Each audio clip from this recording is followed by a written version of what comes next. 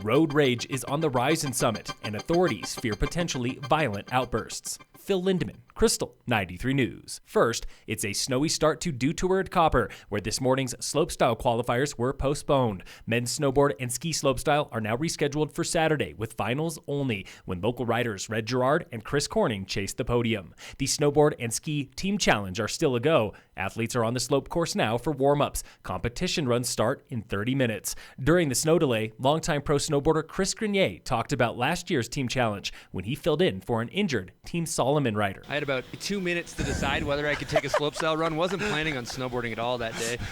Grabbed my board, just dropped into the slopestyle course, cold turkey, been chugging coffee all day. He landed a 720, then hit the next jump and crashed hard, dislocating his shoulder. He guarantees he will not be boarding cold turkey again this year.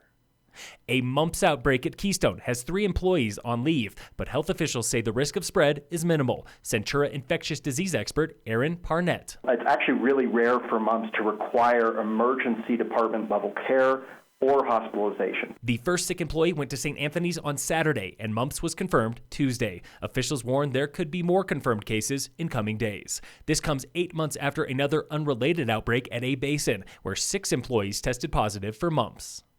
Road rage on Highway 9 ended in felony menacing charges for a 22-year-old Silverthorne man when he allegedly waved a loaded gun at another motorist.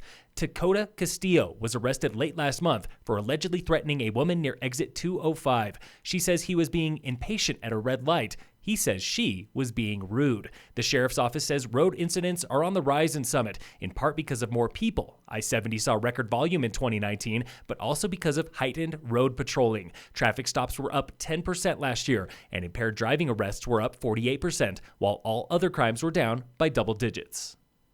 44% of people shot and killed by Colorado police last year were high on meth, nearly 5 times higher than opioids, and the same as cannabis and cocaine combined. Colorado Public Radio reviewed police and autopsy reports showing drug users represented 91% of people killed by cops from 2014 to 2019. Experts believe meth users have a higher death rate because they often cannot be brought down by tasers, leaving officers few options when they or others are threatened. Avalanche danger is considerable today in the Summit Eagle County zone, with a special avalanche watch in effect for most of the state. Charles Pittman with Summit County Rescue Group reminds backcountry travelers to be conservative this storm cycle because any emergency in avalanche terrain puts you and rescuers at risk. I mean, that's the reason we're going to an avalanche, is that area slid.